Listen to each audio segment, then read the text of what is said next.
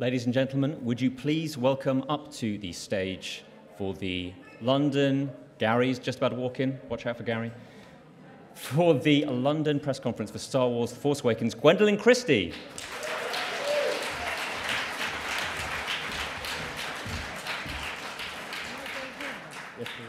And then Carrie Fisher. They've moved it along, sorry. And then we have, of course, the director, J.J. Abrams. Daisy Ridley. Harrison Ford. Please, Harrison. Adam Driver. Lupita Nyong'o. And of course, Lupita, please come on. Look, thank you. And Lawrence Kasdan, please, welcome to the stage. Before we pass things over to you guys, obviously, and again a reminder for no photos throughout this, and a reminder again that we are live streaming, I would like to ask a question from a fan who's sent this question in from France, and it's for all of you. If you could all answer this one. It's from Chris Jack from France. You don't need to answer in French. What? Pourquoi pas? Okay. Well, quite. Describe, please, Star Wars in just one word, if you can. Anyone like to start? Hopeful. There you go. Blue hat. Oh, that was two. I'll allow it. Okay. Any more? I think it's been said. Not just one. You can go for it. You can have two. You can have two. I would say possibility. Adventure. Amazing. Yeah, potential. Potential. All wonderful words. Mm-hmm. I will pass it over to you guys because I can see you're champing at the bit. Now, Alfie, we've had a word earlier, and you're going to be our first questionnaire. Would you please ask your question? This is Alfie from Interfilm.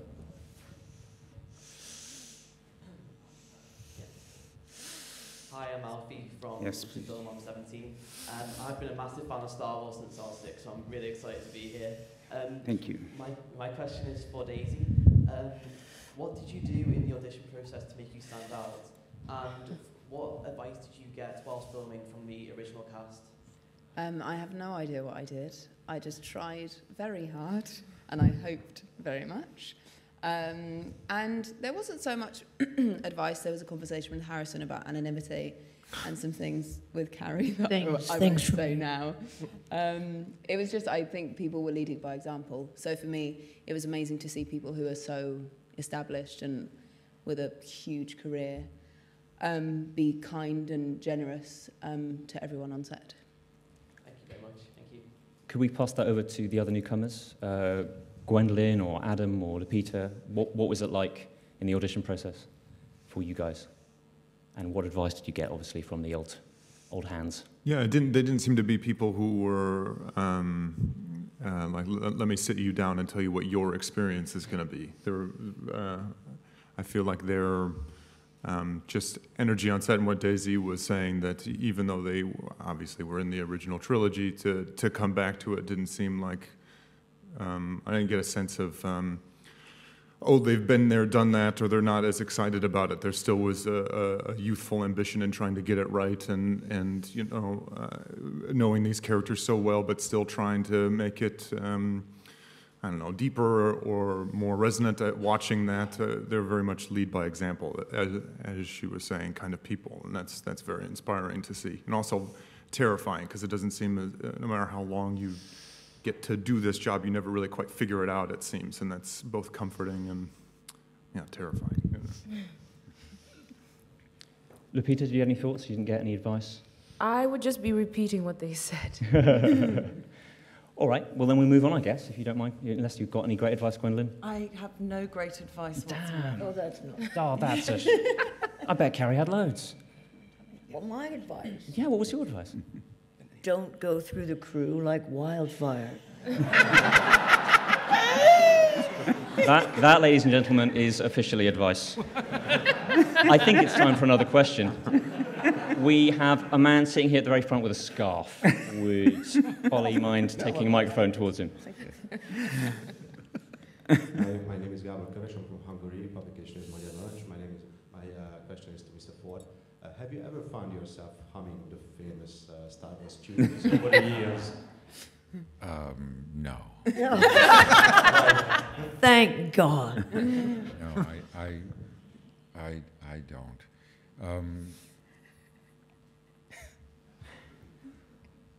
But I might start. I think that's an answer. Yeah. Shall we have a question from someone a bit further back? The lady in the white top. Thank you. Hello, my name is Miriam Brayford. I'm from TV channel Ukraine.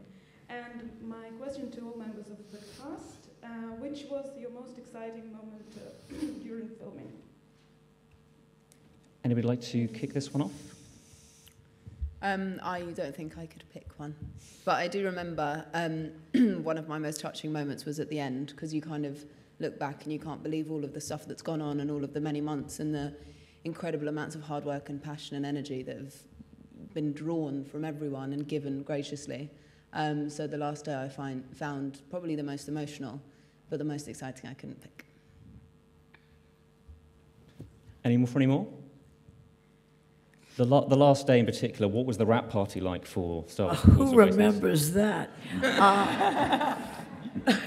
No, but he was great to work with because, you know, George Lucas was wonderful, as we all, but he never spoke, really. But, I mean, he said faster and more intense. He talks a lot, and it's really good stuff that he says, so that was exciting to hear. And he remembers everyone's name. And he's got a lot of energy, and we didn't have any energy in the first film. Sad, really. Right? Shall we have another question? Exactly right. And it helps a lot to have somebody that's that gives as much as JJ gives to the whole enterprise. And this is beside the direction of the movie and the engineering of this monster into something, you know, to what it is today. But also the human kindness that JJ brings to the set every day is part of what makes the movie what it is. Thank you. He was really excited to do it. He was, you know, because he was young when I was a teenager. And so you were sort of a fan. It was infectious excitement and real focus, because he's a very good, he has high verbal acuity. And he really loved making the movie, except with me. But, no, but he was great to work with. It was very exciting. I mean that sincerely. JJ, tell me, how does it feel now that it's coming out, it's finally getting into cinemas? How does it feel from your perspective? It's an enormous relief. I mean, this was, like everyone's been saying, a few years of intense work from literally thousands of people. At the end of the film, when you watch the credits and you see all those names, especially, by the way, when you get to the visual effects names and you just see there's these 4 columns of names that go by, and each of those people lost sleep and didn't see their families.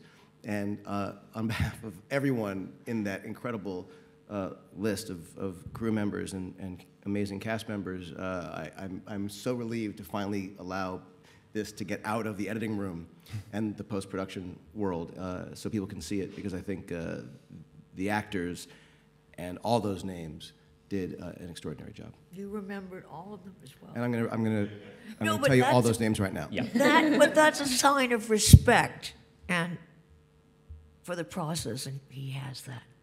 Jumping over to Lawrence. Nice to see you. I can't quite, but there you go. Hello. How does it feel for you to see what you've written on the screen?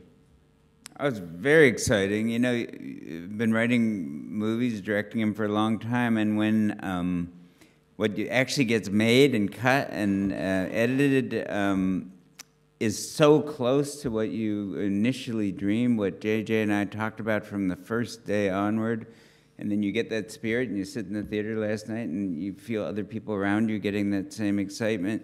You think like, well, this is a miracle that we've made this long journey, and it's come out so close to what you had hoped. A question from the crowd here. How about this man here at the front in his white shirt? Hi, I'm Marshall Julius, HMV. I have to say that this is the first Star Wars film I've seen since 1983 that really captures the essential Star Warsiness of Star Wars. It just feels right. So I was wondering, JJ and Lawrence, what kind of mindset did you have to get into to try and recapture that very specific magic feel? Larry, do you want to go? I think that we agreed that what was really lucky is the moment we met, we agreed what we thought the thing should be, what the tone of the thing should be, what the fun of it was. We thought a lot of it had to do with being funny, you know, because that's what had touched us when we first saw the movie, when we first saw A New Hope.